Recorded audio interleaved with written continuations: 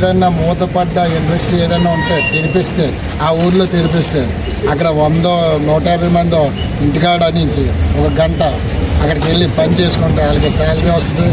Salary వస్తే వాళ్ళ కుటుంబాన్ని పోషించుకుంటారని మేము ఆ ఆలోచనతో వెళ్తున్నాం. కానీ ఏదో డబ్బు సంపాదించాలంటే ఇవన్నీ చేయవలసిన అవసరం లేదు.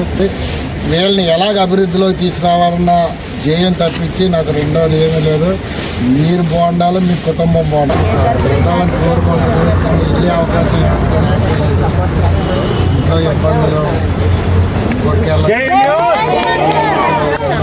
ఇవన్నీ పడలేక మీరు కొడుకు తీసుకెళ్ళారు, వాళ్ళ పంపిస్తారు, అవన్నీ ఇబ్బందులు పడుతున్నారు.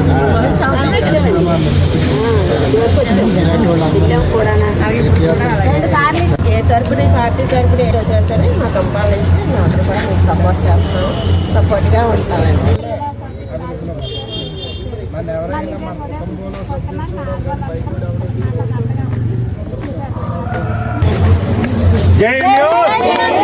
భూమిని రెండు చేతులతో కౌగిలించమని పిలిచినదా, పిలుపు వినరా మలుపు కనరా పరుగువై పదపదరా, గుండె దాటుకుని పండుగైన కల పసిడి దారులను తెరిచినదా,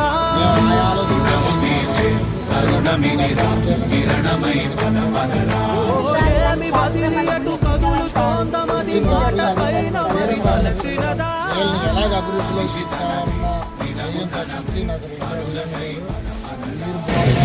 నాకు మా తమ్ముడు ఎంతో, రాజుగారు కూడా అంతే. అలాగా రాజుగారిని ముందుకు తీసుకెళ్తున్నాం. ఇప్పుడు కనుకోండి, ప్రతి ఒక్కరు కూడా కష్టపడి పని చేసే టైం వచ్చినప్పుడు ఖచ్చితంగా అందరూ కూడా మీ మద్దతు ఉండాలి. చీకట్టు చీల్చే ధ్యేయం, ఇంధనం ప్రేమ.